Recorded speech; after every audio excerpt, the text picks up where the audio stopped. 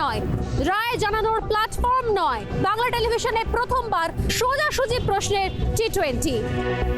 ঘুরিয়ে নাক দেখাই না আমি, যখন তখন রং বদলাই না আমি। স্বর্ণালী প্রশ্ন করব সোজাসুজি।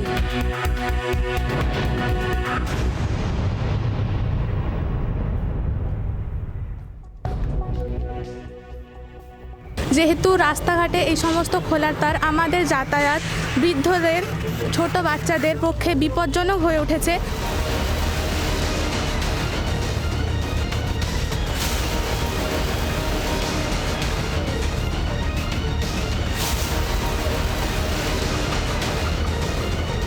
আমার মেয়েকে খেয়েছে, তবে পাখিকে খেয়েছে, তারপরে তো ওদের আত্মা শান্তি হয়েছে, সেই জন্য তো আবার পরিষ্কার করছে। আমরা দেখতে পাচ্ছি দিকের পর দিক আমাদের দীঘায়ও সমস্ত খোলা তার এরকম ঝুলছে, সেগুলো যেন আর নয়।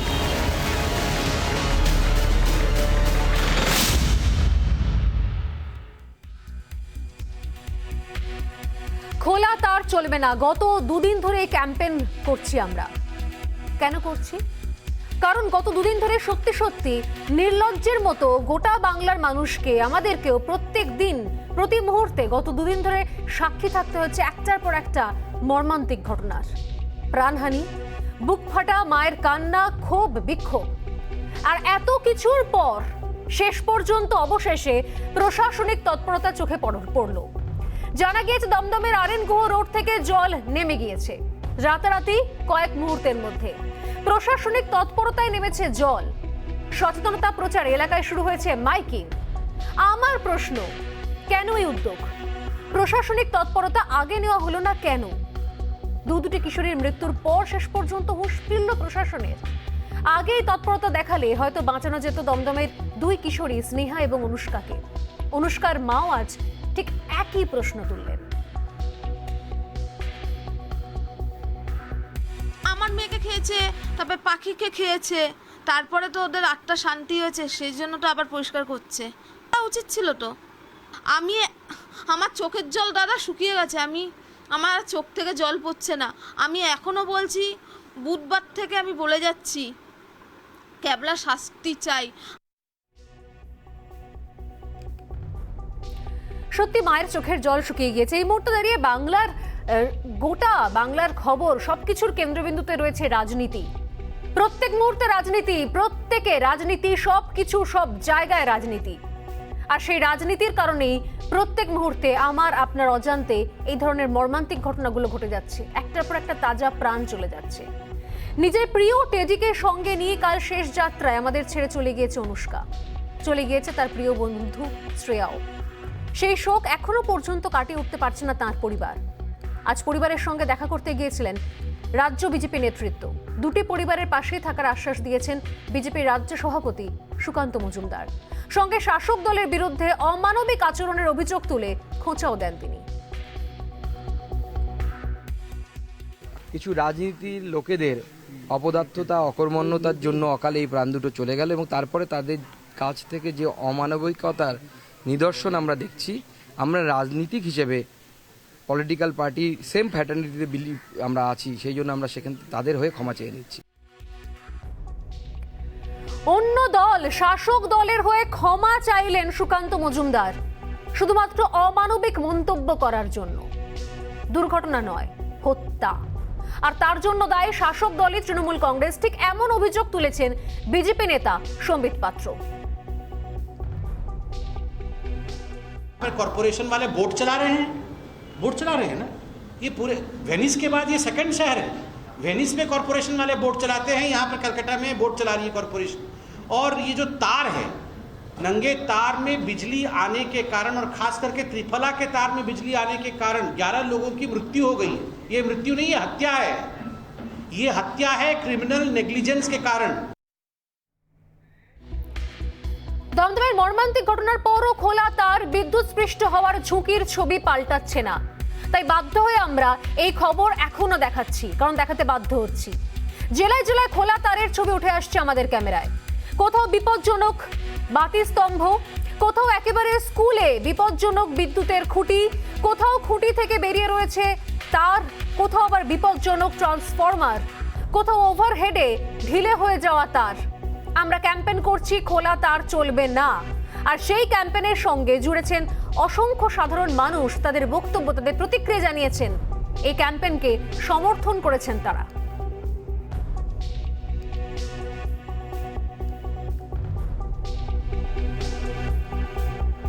জমা জল, আর সেই জমা জলে বিদ্যুতের তার পড়ে অনেক সময় ঘটছে প্রাণহানি। 5 দিন, বিগত শুধুমাত্র যদি 5 দিন আমরা দেখি, সেই 5 দিনের পরিসংখ্যান আপনাদের দেখালে আপনারাও হতভম্ব হয়ে যাবেন। আপনারা ভাববেন যে শুধুমাত্র আমরা রাজনীতি নিয়ে আলোচনা করছি, শুধুমাত্র নজরে ভবানীপুর, যেখানে শুধু রাজনীতি রয়েছে, যেখানে শুধুমাত্র ব্যক্তি স্বার্থ রয়েছে। আর এর বাইরে, নির্বাচনের বাইরে, রাজনীতির বাইরে ঠিক আমাদের চোখের সামনে দিয়ে একটার পর একটা মর্মান্তিক ঘটনা ঘটছে। দেখুন নদিয়ার ছবি, স্কুলে বিপজ্জনক খুঁটি। 5 দিন কেটে গিয়েছে, নিম্নচাপ কেটে গিয়েছে, তবুও শহরের বিভিন্ন জায়গায় এখনো পর্যন্ত জলমগ্ন পর্যন্ত হয়ে রয়েছে। সেই ছবিও দেখাবো, তবে তার আগে দেখাচ্ছি আমরা শুধুমাত্র এই শহর কলকাতা নয়, একই সঙ্গে জেলার বিভিন্ন প্রান্তের একই ছবি, মেদিনীপুরের ছবি। পূর্ব মেদিনীপুর কি ভয়ঙ্কর অবস্থায় খুঁটি থেকে তার বেরিয়ে রয়েছে।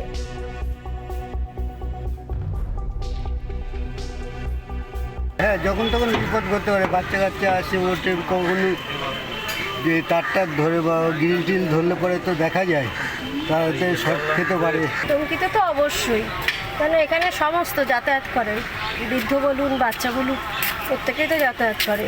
এগুলো কিন্তু একটু সচেতন হলে অ্যাভয়েড করা যায়। যেমন ধরুন এখন তো ওয়েদার ফোরকাস্ট তো অনেক আগের থেকে প্রেডিক্ট করে আর কি, যে কি হতে চলেছে। তো এগুলো যদি আগের থেকে এগুলোর মেরামতি করা বা অফ করে দেওয়া, এগুলো যদি একটু সচেতনভাবে করা যায়, আমার মনে হয় অনেকটাই অ্যাভয়েড করা সম্ভব। এটা দেখছেন এই যে রাস্তার পাশে, এগুলো একটা পর্যটন এলাকা দীঘা, রাস্তার পাশে এরকম অঢাকনা অবস্থায় এইরকম যে তারগুলো দেখছেন, এইরকম প্রায় খুঁটিতে আছে, যাতে আমাদের স্থানীয় মানুষ এবং পর্যটক সবাই আমরা যে কোনো মুহূর্তে বিশাল মানে বড় দুর্ঘটনা ঘটতে পারে। আর নয় খোলা তার, কারণ মানুষের সাধারণ জনজীবন এখন দুর্বিষহ হয়ে উঠেছে, যেহেতু রাস্তাঘাটে এই সমস্ত খোলার তার আমাদের যাতায়াত, বৃদ্ধদের, ছোট বাচ্চাদের পক্ষে বিপজ্জনক হয়ে উঠেছে। আর একদিকে যখন এই ক্যাম্পেইন চলছে, তখনও দেখায় যে এখনো পর্যন্ত কিন্তু, যদিও এই ঘটনা ঘটার পর সঙ্গে সঙ্গে রাতারাতি দমদমে 9 নম্বর ওয়ার্ড থেকে জল নেমে গেছে, জল নামানো হয়েছে, কিন্তু এখনো পর্যন্ত বিভিন্ন জায়গা জলমগ্ন, যেরকম বাগুইয়াটি, বারাখোলা, নয়াবাদ, সাপুরজি, মুকুন্দপুর, এখনো বিস্তীর্ণ এলাকা জলমগ্ন হয়ে রয়েছে। আমরা এর আগে দেখেছি বিভিন্ন 4 জায়গার ছবি দেখাচ্ছি আমি, যেটা আজকে এখন রবিবার দিন নিম্নচাপের বৃষ্টি হয়েছে, সোমবার অল্প বৃষ্টি হয়েছে, আর আজ শুক্রবার। আমরা সত্যি জানি না, যদিও আমি এই আলোচনা থেকে প্রশ্ন তুলবো যে এইখানে আবার কোনো দুর্ঘটনা ঘটলে তবে কি তৎপর হবে প্রশাসন? যেরকম আমরা দেখলাম যে রাতারাতি অনুষ্কা এবং পাখি, দুটি কিশোরীর প্রাণ চলে যাওয়ার পর মুহূর্তের মধ্যে জলশূন্য হয়ে গেল, শুকনো খটখটে হয়ে গেল দমদমের বিভিন্ন ওয়ার্ড।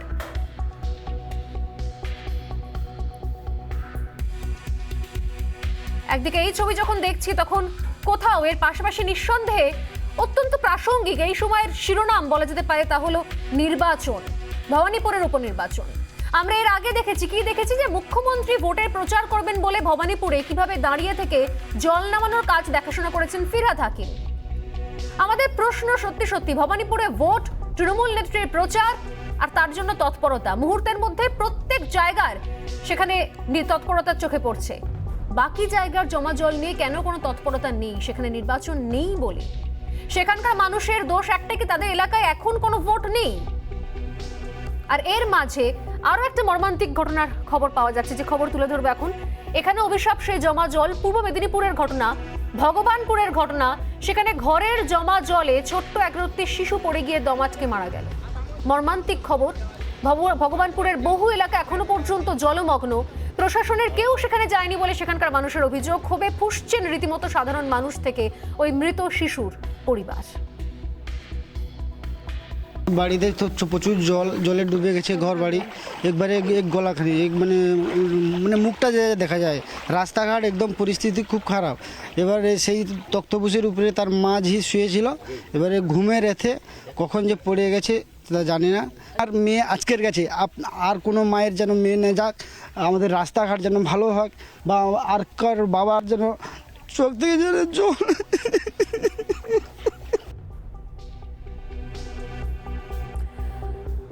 জায়গা থেকে যে প্রশ্নগুলো নিয়ে শুরু করবো আজকের আলোচনা, আমি প্রথমেই নজর রাখছি যে প্রশ্নগুলো এই মরণ ফাঁদ, বিদ্যুতের মরণ ফাঁদ, এগুলো কোথাও প্রতি বছরের একটা কমন খবর হয়ে যায়, যেরকম ঠিক ব্র্যাকেটের বাইরে যেটা রাখা যায় কমন সেই শব্দবন্ধ, এটা সেরকম হয়ে দাঁড়িয়েছে। এই জায়গায় দাঁড়িয়ে আমাদের ক্যাম্পেইন চলছে, আমাদের ক্যাম্পেইন চলবে। তবে তার আগে আজকের আলোচনার আগে যে প্রসঙ্গগুলো এই মুহূর্তে প্রাসঙ্গিক হয়ে উঠছে, যে প্রশ্নগুলো আমাদের কাছে আসছে, আমার কাছে এসছে, সেই প্রশ্নগুলোর দিকে নজর রাখা যাক। আজকের প্রথম প্রশ্ন, প্রাণহানি হলেই তৎপরতা, তার আগে ঘুমন্ত কি প্রশাসন? দ্বিতীয় পোল কোয়েশ্চেন, মৃত্যুর পিছনে গাফিলতিতে কড়া পদক্ষেপ কি জরুরি? কারণ কার গাফিলতি এখনো পর্যন্ত স্পষ্ট নয়। এবং 3 নম্বর প্রশ্ন, ভবানীপুরে ভোট রাতারাতি নামলো জল, গুরুত্বহীন অন্যত্র। বিগত 3 দিন ধরে আমাদের এই লাগাতার ক্যাম্পেইন, লাগাতার কভারেজের জেরে যে ধরনের প্রশ্ন আমরা পেয়েছি, সেখান থেকে আমি 3টে বাছাই করা প্রশ্ন তুলে ধরলাম। আমি চোখ রাখছি আজকের আলোচনা। আমাদের সঙ্গে যারা রয়েছেন এই মুহূর্তে স্টুডিওতে রয়েছেন বিজেপি মুখপাত্র দেবজিৎ সরকার, আপনাকে স্বাগত। রয়েছেন তৃণমূল কংগ্রেসের মুখপাত্র সুপ্রিয় চন্দ্র, সুপ্রিয় আপনাকেও স্বাগত দুজনকেই। এবং আমার সোজাসুজি স্বর্ণালীতে এই সঙ্গেও রয়েছেন অধ্যাপক পার্থপ্রতিম বিশ্বাস, পার্থদা আপনাকেও স্বাগত রিপাবলিক বাংলা এবং আমার সোজাসুজি স্বর্ণালীতে। আমি প্রথমে সুপ্রিয় আপনাকে দিয়ে শুরু করি। যদিও শাসক দলের প্রতিনিধিত্ব করছেন আপনি, প্রত্যেকের নিজস্ব আলাদা মত রয়েছে, আলাদা এক্সপ্লেনেশন রয়েছে। বিগত কয়েকদিন ধরে আমরাই সেই এক্সপ্লেনেশন শুনেছি। সত্যি একজনের সঙ্গে আরেকজনের মন্তব্য মেলানো যায় না, অন্তত এই ক্ষেত্রে। কারণ এই লাগাতার কভারেজের ক্ষেত্রে ববি হাকিমের যে বক্তব্য পাওয়া যাচ্ছে যে উত্তরাখণ্ড থেকে জল ঢুকছে, ব্রাত্য বসু যেখানে বলছেন তার অন্য বক্তব্য, যে তার বাড়ির সামনে তিনি জানেন না, তিনি বলছেন যে কোনো নারদের থেকে খবর নেওয়ার দরকার নেই। সৌগত রায়ের বক্তব্য আমরা শুনেছি, তিনি বলছেন যে বাবা মায়ের অনেক সাবধান হওয়া উচিত। কেন তার সন্তান রাস্তায় বেরিয়ে জলে হাঁটবেন? কেন তার সন্তান রাস্তায় বেরিয়ে বৈদ্যুতিন তারে খুঁটিতে হাত দেবে? যদিও সেই পরবর্তীকালে জানা গেল যে ইচ্ছে করে হাত দেয়নি, দুর্ঘটনা ঘটেছিল, পাশ থেকে লরি গিয়েছিল, সেই জলের ঝাপটায় বেসামাল হয়ে বাধ্য হয়ে সেই খুঁটি ধরে ফেলে সেই বাচ্চা মেয়েটি। এবং গতকাল যখন আরেক পুরসভার সম্পাদক সদস্য আমাদের সঙ্গে ছিলেন পার্থ বর্মা, তিনিও বললেন যে নিঃসন্দেহে এই মুহূর্তে সত্যি খোলা তার চলবে না, এই ক্যাম্পেইন করা উচিত রাজনীতির ঊর্ধ্বে উঠে। আমি প্রত্যেকের বক্তব্য আলাদা আলাদা ডাইমেনশনের, আমি কারোর বক্তব্যের দায় কারোর ঘাড়ে চাপাতে চাই না। আমি শুধু আপনার কাছে প্রশ্ন রাখতে চাই যে এই মুহূর্তে দাঁড়িয়ে নিঃসন্দেহে প্রত্যেকের ফোকাসে ভবানীপুরের উপনির্বাচন, কিন্তু তার আড়ালে এই ধরনের ঘটনাগুলো দিনের পর দিন ধরে ঘটছে। শুধুমাত্র ভবানীপুরের নির্বাচন বলে সেখানে কাজ হচ্ছে, রাতারাতি ফিরহাদ হাকিম দাঁড়িয়ে থেকে জল নামাচ্ছেন, আর এখানে এত বড় দুর্ঘটনা ঘটার পর তবে গিয়ে শুকনো খটখটে হলো দমদমের 9 নম্বর ওয়ার্ড। এটা কেমন প্রশাসন চলছে? না, আপনার প্রত্যেকটা প্রশ্নেরই যথাযথ যুক্তি রয়েছে, নিঃসন্দেহে রয়েছে। দলের তরফে একাধিক মন্তব্য করা হলেও একাধিক রকমের মন্তব্য করা হয়েছে, এই বক্তব্যটার সঙ্গে আমি একমত নই এই কারণে, কারণ আমার দল থেকে যারাই বলেছেন, যে সমস্ত বরিষ্ঠ নেতৃত্বরা বলেছেন বা আমরা যারা বলছি, একটা জায়গায় খুব পরিষ্কার যে জল কোথা থেকে ঢুকছে, কিভাবে ঢুকছে, সেটা তো নিঃসন্দেহে ব্যাখ্যা বিরোধীরা একরকম দেবেন, প্রশাসনে যারা রয়েছেন প্রশাসনিক পরিসংখ্যানের উপর ভিত্তি করে তারা একরকম দেবেন। কিন্তু জল যে ঢুকেছে এবং জল যে ছিল এবং জল যে বিভিন্ন জায়গায় রয়েছে, এই কথাটা তো পরিষ্কার এবং এই কথাটা তো অস্বীকার করার জায়গা নেই। তথ্য বলছে গত 14 বছরে সেপ্টেম্বর মাসে একদিনে এত বৃষ্টিপাতের পরিমাণ, 19 তারিখে যে বৃষ্টি হয়েছে সেটা আবহাওয়া দপ্তর বলছে যে এরকম বৃষ্টি হয়নি, গত 14 বছর অন্তত হয়নি। এটা বিরোধীরাও তথ্যকে মানতে বাধ্য। দ্বিতীয় কথা হচ্ছে যে জল নামানোর ক্ষেত্রে একাধিক জায়গায় প্রশাসনের ভাবে যা কাজ করা সম্ভব সেই প্রশাসন সেই জায়গায় তৎপর ছিল, কিন্তু যেহেতু কলকাতার যে ভৌগোলিক অবস্থান বা কলকাতার শহর লাগোয়া যে সন্নিহিত অঞ্চল, তার যে ভৌগোলিক ডাইমেনশন, সেটা সম্পর্কে প্রত্যেকে ওয়াকিবহাল। এবার আরও দ্রুত জল নামুক, আরও দ্রুত আগামী দিনে জল যাতে জমে না থাকে, এই কথা নিঃসন্দেহে প্রশাসনিক উদ্দেশ্য হওয়া প্রয়োজন। একথা নিঃসন্দেহে রাজনৈতিকভাবে সব দলগুলো চাওয়া উচিত, আমরাও চাই। সুপ্রিয়, বৃষ্টির ওপর তো হাত নেই কারোর, অতিবৃষ্টি হয়েছে। গতকাল ফিরহাদ হাকিম বলেছেন যে উত্তরাখণ্ড থেকে নাকি হুড়ুর করে জল ঢুকছে। তার আগে দাঁড়িয়ে যে পাতুলিয়া গ্রাম পঞ্চায়েতের সঙ্গে কথা বলছিলাম আমরা গতকাল, এর আগের দিনের ঘটনা, যেখানে একই পরিবারের 3 জন বিদ্যুৎস্পৃষ্ট হয়েছেন নিজের ঘরে থেকে, সেখানে দাঁড়িয়ে সেখানকার পঞ্চায়েত সদস্য বলছেন যে এটা ধানি জমি ছিল এবং নিচে ইঁদুর গর্ত করেছে, সেই কারণে জল রয়েছে। আমার বক্তব্য, ধানি জমি, উত্তরাখণ্ডের জল অতিবৃষ্টি নয়, বৃষ্টি তো হবে, এটা তো বিগত বহু বছর ধরে জলের সমস্যা, বাম আমলেও দেখেছি আমরা। কিন্তু তার জন্য এই ধরনের দুর্ঘটনাগুলোর জন্য শুধুমাত্র বৃষ্টির জলকে দায়ী করা যায় কি সুপ্রিয়? না, শুধুমাত্র বৃষ্টির জল কেন দায়ী হবে? উত্তরাখণ্ড থেকে জল আসছে, এটা তো গঙ্গা নদীর প্রবাহ পথ বলে দিচ্ছে। এটা আমার নতুন করে বলার জায়গা রাখে না, বা ববি হাকিম তার নিজের করে বলার জায়গা থাকে না, আপনারও বলার জায়গা থাকে না। গঙ্গা নদীর প্রবাহ পথ, যে ভূগোলের ছাত্র ভূগোল সম্পর্কে সামান্য ওয়াকিওয়াল সেই জানে। ফলে এটা নিয়ে নতুন বলার কিছু নেই। কিন্তু বিদ্যুৎ স্পৃষ্ট হওয়ার বা বিদ্যুতের যে ঘটনাগুলো বলছেন সেই জায়গায় নিঃসন্দেহে যে ঘটনা ঘটেছে সেই ঘটনা তো দুঃখজনক। এটা তো মানে নতুন করে এটাকে ডিফেন্ড করার, অ্যাটাক করার, কন্ডেম করার নতুন করে কিছু নেই। কিন্তু এই যে মৃত্যুগুলো, এটা নিয়ে আপনারা যে ক্যাম্পেইনটা করছেন আমি তো ওয়েলকাম জানাবো দলের পক্ষ থেকে। যদি আপনারা কোনো কম্পালশন ছাড়া, কোনো রকম মোটিভ ছাড়া এই ক্যাম্পেইনটা করেন, যে খোলা তার নিয়ে সতর্কতা, খোলা তার নিয়ে সচেতনতা, খোলা তারগুলোকে চিহ্নিতকরণের মাধ্যমে প্রশাসনিকভাবে উদ্যোগ গ্রহণের জন্য তৎপরতা, প্রত্যেকটা বিষয়ের সঙ্গে অন্তত আমি তো একমত, আমি তো ওয়েলকাম জানাবো রিপাবলিকের এই উদ্যোগকে। কিন্তু দেখতে হবে তার মধ্যে যেন কোনো মোটিভ বা কম্পালশন না থাকে, প্রশাসনকে আরো কাজে নামানোর জন্য, প্রশাসনকে আরো তৎপর করার জন্য। এই জায়গা থেকে আর কি মোটিভ থাকতে পারে সুপ্রিয়? একটার পর একটা ঘটনা ঘটছে, বিগত 5 দিনে 11 জন মানুষ মারা গিয়েছেন, 11 জন মানুষ, যার মধ্যে একটা গোটা পরিবার শেষ হয়ে গিয়েছে। আরো একটা পরিবারের ঘটনা গতকাল থেকে প্রত্যেকে জানে, আমরা লাগাতার সেই ছবি দেখিয়ে যাচ্ছি নির্বাচনী প্রচারের ক্যাম্পেইনের পাশাপাশি। আমি আসবো, আমাদের সঙ্গে রয়েছেন দেবজিৎ কি বলবেন? মানে সত্যি সত্যি এই যুক্তিগুলো, আমি রাজনীতির ঊর্ধ্বে গিয়ে বলছি, কিছুক্ষণ আগে একটা অসাধারণ কথা বলেছেন, আমি রাজনীতির ঊর্ধ্বে গিয়ে আবারও সেই মন্তব্যের প্রশংসা করি। সুকান্ত মজুমদার তিনি যখন ওখানে পৌঁছেছেন তিনি বলেছেন যে বিভিন্ন রাজনৈতিক দল থেকে, শাসক দল থেকে কিছু কিছু মন্তব্য এমন করা হচ্ছে যেগুলো সত্যি সত্যি অমানবিক। এই জায়গায় দাঁড়িয়ে যেহেতু আমরা একই ফ্যাটার্নিটির, আমরাও রাজনীতি করি, সেই জায়গা থেকে আমি ক্ষমা চাইছি তাদের মন্তব্যের জন্য। আমি সেই জায়গায় যাচ্ছি না। আমার বক্তব্য হচ্ছে যে সত্যি এই মুহূর্তে দাঁড়িয়ে এই যুক্তিগুলো কি আদেও খাটে? এতদিন ধরে 10 বছর ধরে যে সরকার রয়েছে, উন্নয়নের জোয়ারে গত 48 ঘন্টায় 13 জন বিদ্যুৎপৃষ্ট হয়ে মারা গেছেন। জলমগ্ন হয়েছে এলাকার পর এলাকা, বিদ্যুৎপৃষ্ট হয়ে মারা গেছেন 13 জন গত 48 ঘন্টায়। তার থেকেও বেশি দামি খবর বা দরকারি খবর, এই 13 জনের মধ্যে 8 জনই হচ্ছেন যারা কিনা 18 বছর পেরোননি। এইরকম একটা 8 জন নয়, 9 জন। এইরকম একটা পরিস্থিতিতে দাঁড়িয়ে আমরা যখন এই ধরনের আলোচনা করছি না, তখন অনেক বেশি মানবিক হবার দরকার আছে। উত্তরাখণ্ড থেকে জল আসছে, তারপরে কি ধেনো জমি ইঁদুরে ছেঁদা করে দিয়েছে, তার জন্য জল মাটির থেকে হু হু করে উঠে আসছে। আমাকে আর বাঁচতে দিল না, সিবিআই ধরে নিয়ে যাচ্ছিল বলে, মাঝখানে কয়েকদিন সিবিআই ধরেছিল বলে আমাদের পুরমন্ত্রী সিবিআই নিয়ে ব্যস্ত ছিলেন, সেই জন্যই কলকাতাবাসীকে বাঁচাতে পারছিলেন না, তার কুফলের জন্য কলকাতাবাসী মরছে। তারপরে হচ্ছে যে বিভিন্ন এমপি এবং মন্ত্রীরা গিয়ে জ্ঞানের পায়েস বিতরণ করছেন, যেসব বাড়ির বাচ্চারা মারা গেছে তাদের মা বাবাকে একটু সামলে রাখবেন, বুঝলেন তো, সামলে রাখতে জানতে হয়, এরমভাবে কিন্তু করবেন না এইসব। এবং সেইখানে আবার 2 লাখ টাকা দিয়ে দিচ্ছেন কষ্ট করে। মানে ভাবটা এরকম, বলতে খারাপ লাগছে, কষ্ট করে বাচ্চা মানুষ করছিলে, বাচ্চা চলে গেছে, রাখো ভাই 2 লাখ টাকা রাখো, কি আর হবে, আসছে বছর আবার হবে, এরম একটা ভাব। এই ধরনের মানসিকতা, এই ধরনের কথাবার্তা বলছেন, সেখানে উত্তর দিচ্ছেন বিজেপির লোকেরা নয় বা বিরোধীরা নয়, বাচ্চার অভিভাবক, ন্যাচারাল গার্জেন, তার মা বলছেন যে আপনাকে আমি 4 লাখ টাকা দিচ্ছি, আপনি আমার মেয়েকে ফিরিয়ে দিন। শুনতে হচ্ছে, রাজনীতিকদের শুনতে হচ্ছে, মন্ত্রী তো আর আকাশ থেকে পড়েননি। কম্পালশন, নির্দিষ্ট দলের কম্পালশন যে করে হোক, টাকা দাও, চোখ বন্ধ করে ফেলে যেন মানুষ।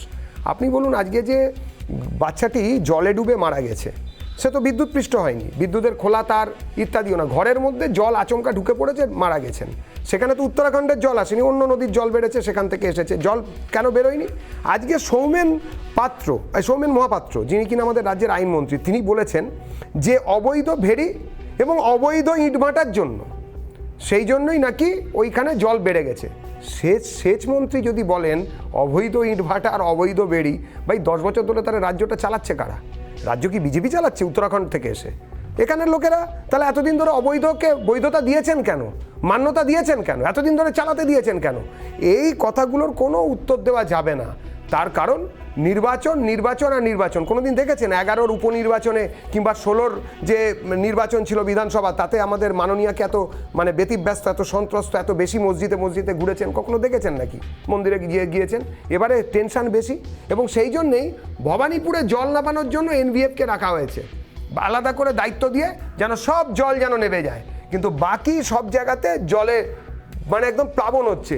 144 মিলিমিটার না কী সব বললেন, সব আঁকড়া টাকড়া, এগুলো সত্যি কথা, এগুলোকে অস্বীকার করা যাবে না। আরে ভাই, এর তো সত্যি কথা তো সবাই জানে। যদি আরও 100 হয় তাহলে সেটাকে বাঁচানোর জন্য কি ব্যবস্থা আছে? আমরা তো বাম আমল থেকে শুনে এসেছি যে একই জিনিস, কলকাতা নাকি গামলার মতন, সেই জন্য নাকি এখান থেকে জল জমবে। এই এক্সকিউজ দেবার তো কোনো মানে না। কলকাতা গামলার মতন সবাই জেনেছে এতদিন ধরে, আরও জানবে। আগামী 200 বছরও কলকাতা গামলার মতনই থাকবে, উল্টোনো কড়াইয়ের মতন হবে না। কিন্তু তাই সেইটাকে বাঁচানোর জন্য কি কি মেজার নেওয়া হয়েছে নইলে বলুন, যেরকম আজকে বলে দিয়েছেন পাতুলিয়ার লোকেদের প্রশাসন মাইক হেঁকে, শুনুন আর আমরা কিছু করতে পারবো না, এলাকা ছেড়ে কেটে পড়ুন। আপনারাও বলে দিন না যে কলকাতা আর কিছু করা যাবে না, এটা গামলার মতন প্রাকৃতিকভাবে, আমরা কিছু করতে পারবো না, অন্য জায়গায় চলে যান। তাহলে আর কলকাতার ভবানীপুরে নির্বাচন হচ্ছে একদম প্রহসনের জায়গা হয়ে যাচ্ছে। পার্থদার কাছে আসবো। সুপ্রিয়, তার আগে একটা প্রশ্ন, যে সত্যি আজকে ইকবালপুরে প্রচার, মুখ্যমন্ত্রী বিভিন্ন জায়গায় ভবানীপুরে প্রচার, সেইখানে দাঁড়িয়ে জল সরানোর কাজ চলছে, বাকি জায়গায় ভোট নেই বলে সেখানে জল সরানোর কাজ চলছে না। আর বিভিন্ন জায়গাতে আজকে মানুষজন, কলকাতার যদি আশপাশের ছবি দেখি আমরা, বিভিন্ন পুরসভায় সেখানকার যে মর্মান্তিক ছবি, ভয়ঙ্কর ছবি, তারপর তার দায় বর্তাচ্ছে কোঅর্ডিনেটরের উপরে, কারণ সেখানে কোনো ভোট হয় না, পুরো ভোট হয় না। এই বিষয়গুলোর জন্য সত্যিই কি অতিবৃষ্টিকে দায়ী করা যায়? কোথাও কোনো কাউন্সিলর নেই, কোঅর্ডিনেটর দায়িত্ব সামলাচ্ছে, তার কিছু যায় আসে না, এর জন্য সত্যি অতিবৃষ্টিকে দায়ী করা যায় কি? এর জন্য কলকাতার ভৌগোলিক মানচিত্রকে দায়ী করা যায় কি? না, আমার প্রথম কথা মনে হয় যে এতগুলো বিষয়কে একটা বন্ধনের মধ্যে ফেলাটা প্রথমত অযৌক্তিক, এবং দ্বিতীয়ত এটা বিজ্ঞানসম্মতও নয়। অতিবৃষ্টির সঙ্গে পৌর ভোট, কোঅর্ডিনেটররা যারা রয়েছেন তারা কেউ ইচ্ছে করে কোঅর্ডিনেটর নেই।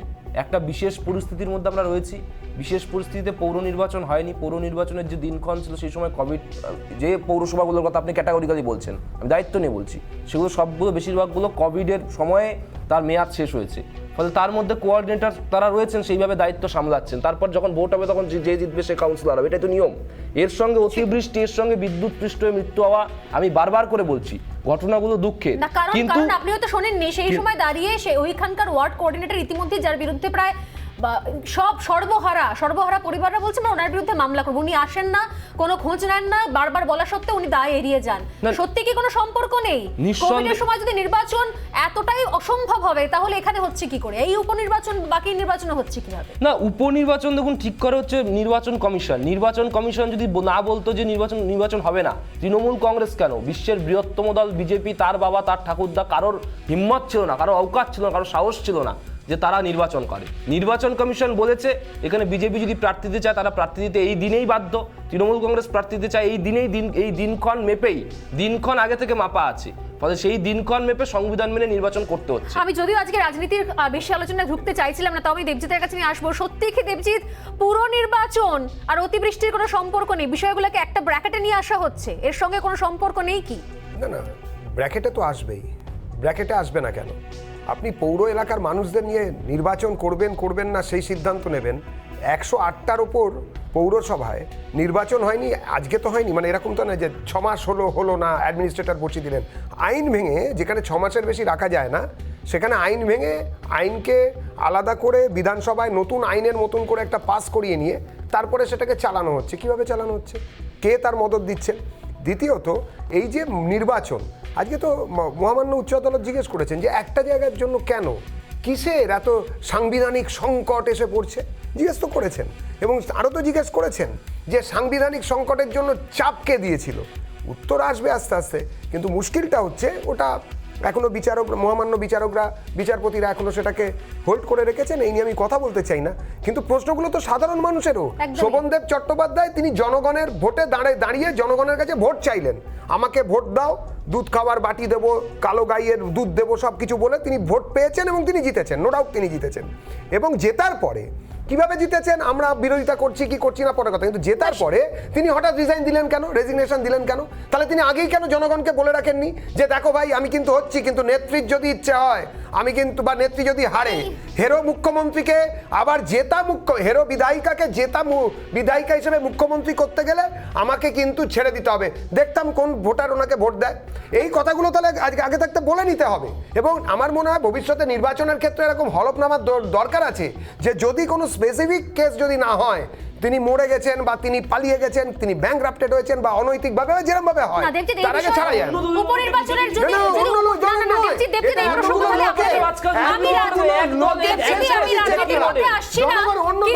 জনগণের টাকা, এই প্রশ্ন তো তাহলে আপনাদের দলের দিকেও আসে। আপনি বলছেন মরে না গেলে কিছু না, বিপদ না ঘটলে,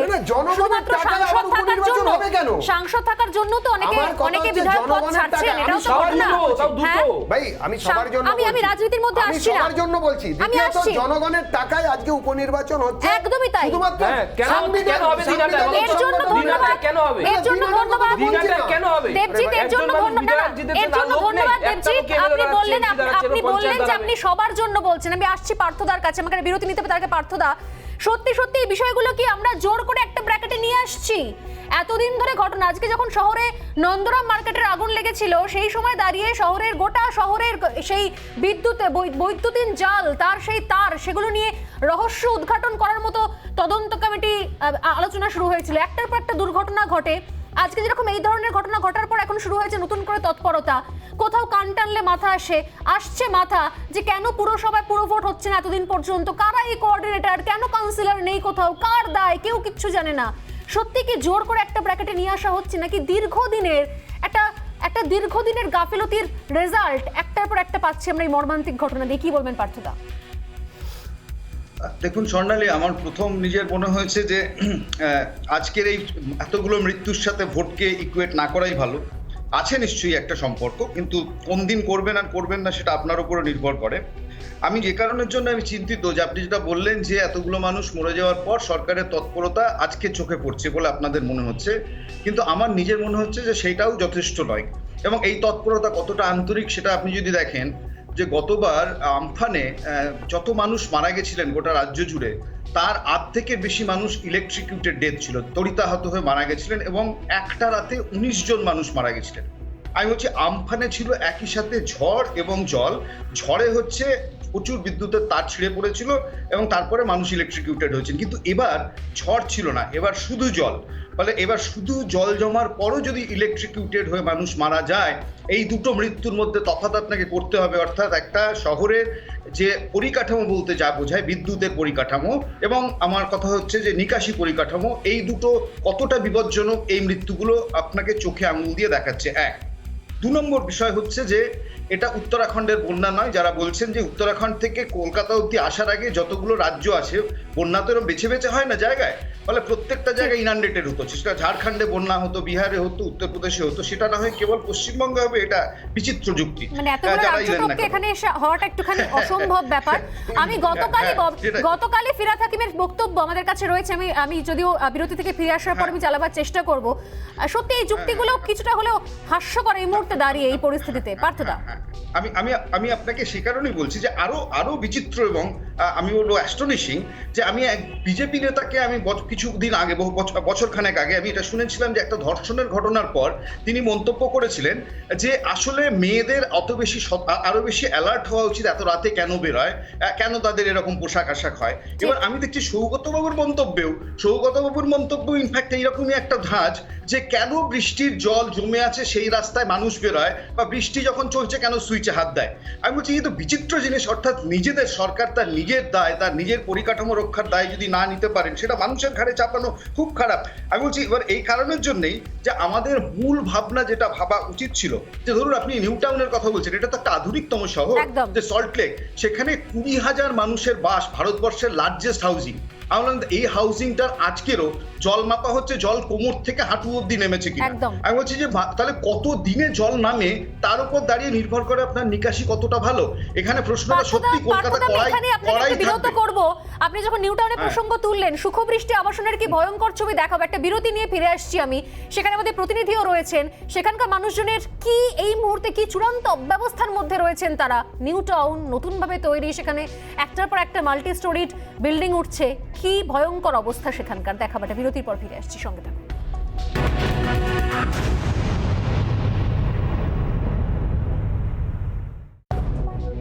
বাগুইয়াটির ছবি দেখায়। বাগুইয়াটিতে গলিতে গলিতে জমা জল রয়েছে এখনো, এতদিন পরেও। নয়াবাদের রাস্তায় জল, বারখোলার রাস্তায় জলমগ্ন। স্মার্ট সিটি নিউ টাউন, সেখানকার অভিজাত আবাসন সাপুরজি, সেটাও এখনো পর্যন্ত জলমগ্ন। নিম্নচাপে বৃষ্টি, অতি বৃষ্টি বলছেন আবহাওয়াবিদ, বলছেন যে নিঃসন্দেহে এবছর রেকর্ড বৃষ্টি হয়েছে, শাসক দলও বলছে। কিন্তু সেই রেকর্ড বৃষ্টির ছবিটা প্রায় 5 দিন বাদে এখন এই রকম। মানুষের কি বক্তব্য শুনবো। এখন সব বন্ধ, পাম্প চলছে না। খাওয়া দাওয়ার কীভাবে? খাওয়া দাওয়ার ওই কোনো রকম চলছে। আমাদের নিজেদের বাড়ির পাম্পও সব বন্ধ, সব জলে ময়লা জলে ভর্তি হয়ে গেছে। দিন ধরে জল এখন ছড়ছে না, জানি না, বৃষ্টি নেই তবুও তো জল সরার কথা, কিন্তু ছড়ছে না কেন, এই উত্তর আমাদের কাছে নেই। আজকে এই পরিস্থিতিটা আমি আর কখনো দেখিনি, কিন্তু জল উঠেছিল, কিন্তু এই পরিমাণ কখনো জল ওঠেনি। আমরা আছি, তোমাদের পাশে থাকবো। দেখে গেল আর এলো না। আপনার বাড়ির সামনে দিয়ে গাড়ি স্কুটি কোনো কিছু বের করা যাচ্ছে না, আর প্যান্ট জামা পরে তো ঠিকমতো বেরোনো যাচ্ছে না, গামছা নিয়ে এসে তারপরে পাল্টে এখান থেকে বেরোতে হয়। বিদ্যুতের তার রয়েছে, এখনো পর্যন্ত জল নামেনি। হ্যাঁ, প্রশাসনের দিকে নজর দিক, শুধু ভোট করে নিয়ে পড়ে থাকলে তো হবে না, এদিকে তো দেখতে হবে। কোথায় এখন মরে যাবে, এখন তো সরকার তো আর মানুষের তো জীবন নিয়ে খেলিমিনি খেলছে। আমরা নিঃসন্দেহে যেখানে ক্যাম্পেইন করছি সেখানে আপনারাও পারলে আমাদের ক্যাম্পেইনে শরিক হতে পারেন। এবং আমরা যখন আলোচনা করছি, আমি আবারও বললাম যে প্রতিদিনের মতো শুধুমাত্র রাজনৈতিক আলোচনা, তর্ক বিতর্ক নয়, একই সঙ্গে এই মুহূর্তে দাঁড়িয়ে সত্যি রাজনীতির ঊর্ধ্বে উঠে সমাধান সূত্র বার করতেই হবে। কারণ আমাদের মনে হয় কোথাও আমরা খুব বেশি এর সঙ্গে অভ্যস্ত হয়ে গেছি। বৃষ্টি পড়বে, জমা জল হবে, জলে পড়ে যাব, হোঁচট খাবো, বিদ্যুৎস্পৃষ্ট হয়ে মানুষ মারা যাবে, এগুলোর সঙ্গে আমরা অভ্যস্ত হয়ে গেছি। আমাদের প্রতিদিনের জীবনের সঙ্গে অভ্যস্ত হয়ে গিয়েছে।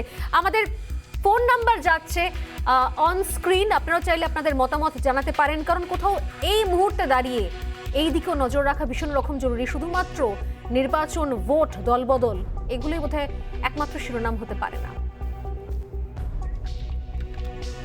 আমাদের সঙ্গে রয়েছেন পার্থ দত্ত, তবে তার আগে আরো একটা ছবি দেখাবো এই মুহূর্তে। স্মৃতি ইরানি এই মুহূর্তে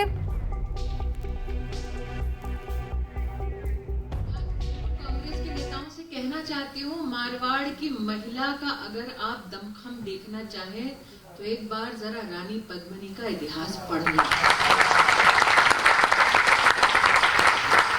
दुश्मन अगर चौखट पर खड़ा हो तब भी मारवाड़ की महिला डरती नहीं है। लेकिन शोभन दा ने, सुकांत दा ने जो कहा वो सत्य है। मैंने शिशिर जी से आज पूछा, আপনাদের সবাইকে বাইরাগিতা বলছেন বাইরের লোক। शिशिर जी रेगे गए, बोलने मैं 4 पीढ़ियों से यहाँ हूं। ये अपने आप में दुखद है कि जो बिना चुनाव जीते राज्य की मुख्यमंत्री बन बैठी है,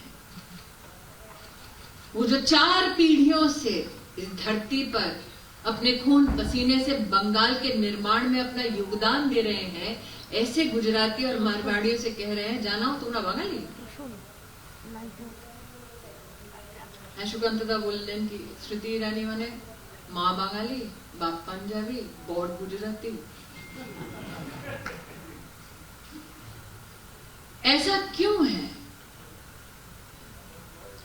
कि जो संवैधानिक पद पर बैठी हैं बंगाल के,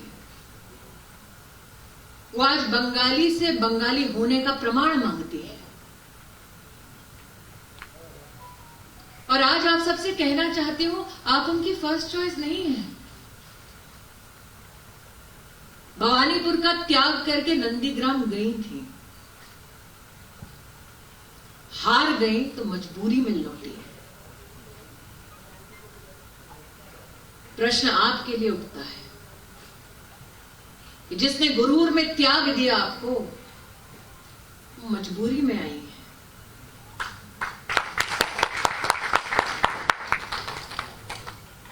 गुरूर इतना था कि मैं हूं, कहीं भी जीत सकती हूं। जहां गई वहां के नागरिकों ने उनका गुरूर ध्वस्त कर दिया। अब मजबूरी इतनी कि घूम घूम कर कह रही है वोट ना दिले आमी सीएम होते पारबो ना।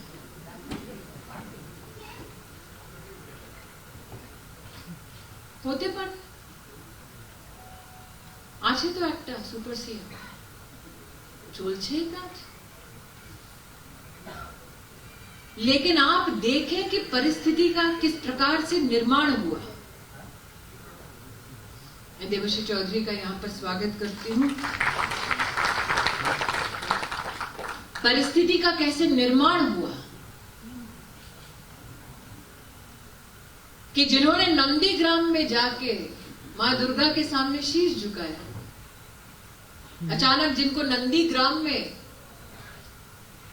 मंदिर याद आया, आज आपके मध्य में लौटकर वो एक समुदाय विशेष के मध्य में 100% वोट मांग रहे हैं। शोभनदा एटी একটা constitutional crisis that a political entity who takes the position of a chief minister irrespective of laws now seeks vote on the basis of religion ate a constitutional crisis.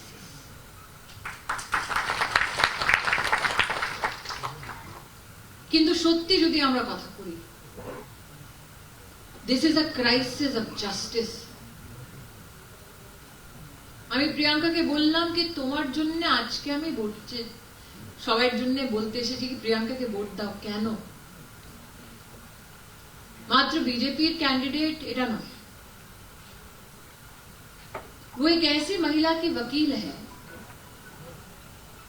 60 साल की उम्र में, उसके 6 साल के पोते के सामने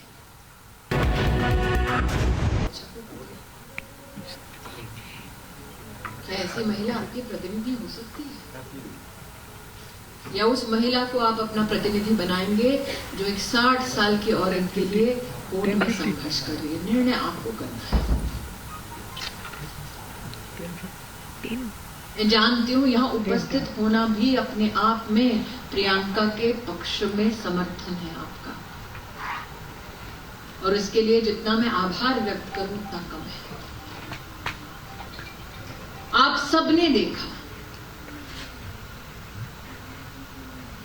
पश्चिम बंगाल में चुनाव के बाद খেলাভাবে খেলাও বলেছিলেন, কি খেলা করেছে,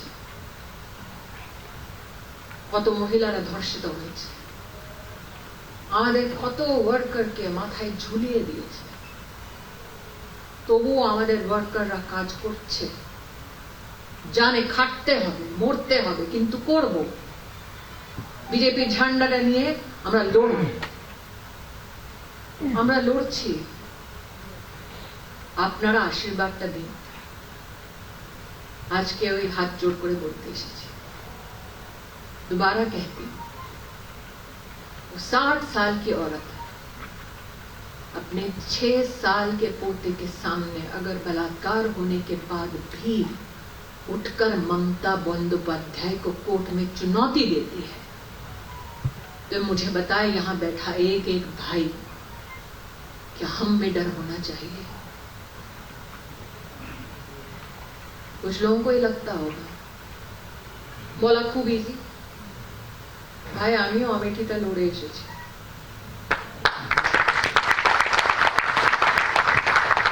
इतिहास गवाह है, जब जब पाप का घड़ा भरता है टूटने में से दूर। इस पाप के घड़े को तोड़ने के लिए पत्थर एक कंकर ही काफी है। इस पाप के घड़े को तोड़ने के लिए एक वोट आपका पर्याप्त है।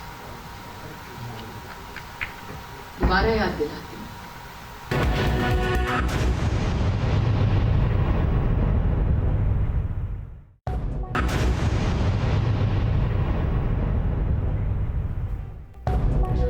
কিছুক্ষণ আগে আমরা সরাসরি ছিলাম ICCR এ, সেখানে কেন্দ্রীয় মন্ত্রী স্মৃতি ইরানি এই মুহূর্তে তিনি রয়েছেন, বাংলায় পা রেখেছেন এবং তিনি বক্তব্য রাখছিলেন। একই সঙ্গে নিঃসন্দেহে যেখানে বিজেপি নেতা মানস সাহার দেহ নিয়ে কোথাও বিক্ষোভ চলছে, সেখানে কোথাও অভিযোগ উঠছে যে নির্বাচন পরবর্তী হিংসার ক্ষেত্রে এক বিজেপি প্রার্থী তাকে চলে যেতে হলো অকালে। সেই জায়গা দাঁড়িয়ে ভবানীপুর উপনির্বাচন নিয়েও যেখানে একাধিক প্রশ্ন, একাধিক বিষয় নিয়ে তর্ক বিতর্কের অবকাশ থাকছে, কারণ প্রিয়াঙ্কা টিবরিওয়াল তিনি আজই প্রকাশ্যে অভিযোগ করেছেন আকাশ মেঘারিয়ার বিরুদ্ধে তাকে শ্লীলতাহানি করা হয়, এমনটাও কিন্তু অভিযোগ করেছেন তিনি। এর মাঝখানে দাঁড়িয়েই আমরা যে ক্যাম্পেইন চালিয়েছিলাম যে খোলা তার চলবে না, সেই ক্যাম্পেইনের দিকে নজর থাকবে আমাদের। নজর থাকবে কলকাতার সমস্ত প্রান্তের দিকে যেখানে খোলাতার এখনো পর্যন্ত রয়েছে এবং সেখানে প্রশাসনের কোনো রকম দৃষ্টি নেই। কারণ আমরা মনে করি শুধুমাত্র রাজনীতি নয়, একই সঙ্গে মানুষের স্বার্থে মানুষের কণ্ঠস্বর হয়ে লড়াই করতে হবে, এটা একটা অন্যতম চ্যালেঞ্জ। এই ক্যাম্পেইনের পাশাপাশি যে বিষয়ে নজর রেখেছিলাম তা হলো বিজেপি নেতা মানস সাহার দেহ নিয়ে যেখানে বিক্ষোভ চলছে সেখানে পুলিশের কাজে বাধা দান সহ একাধিক অভিযোগে শতপ্রণোদিত মামলা এবার রুজু করল পুলিশ। গোটা ঘটনাটা কোন দিকে মোড় নিচ্ছে, কি বলা হচ্ছে বিজেপির তরফ থেকে, শাসক দলের তরফ থেকে, শুনবো।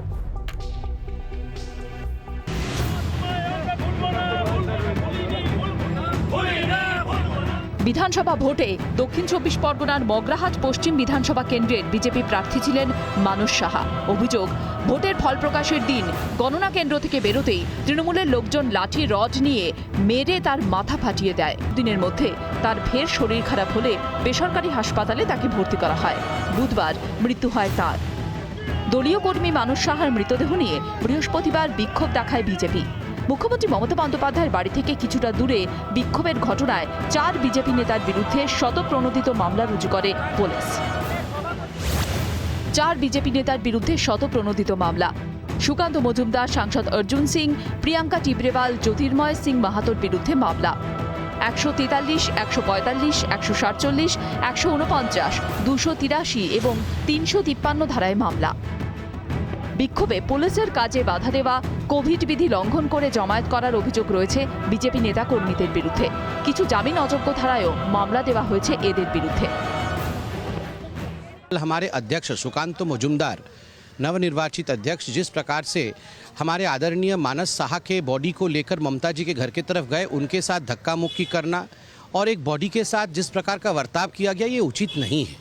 क्या हमारे कार्यकर्ताओं को न्याय नहीं मिलना चाहिए? এখানে প্রার্থীকে খুন করে দেয়, এফআইআর তো ছোট জিনিস আছে। কালকে যিনি গিয়েছিলেন উনি তো প্রার্থী ছিলেন, উনি তো ইলেকশন লড়েছিলেন, তারপরে তো খুন করে দিয়েছে।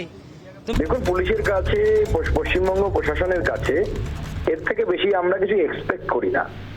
এই পুলিশ সম্পূর্ণভাবে দলদাসেরও যে উচ্চতম পর্যায় সেই জায়গায় পৌঁছে গেছে, কৃতদাসে পরিণত হয়েছে। বিজেপি লাশ নিয়ে রাজনীতি করছে বলে পাল্টা তৃণমূলের।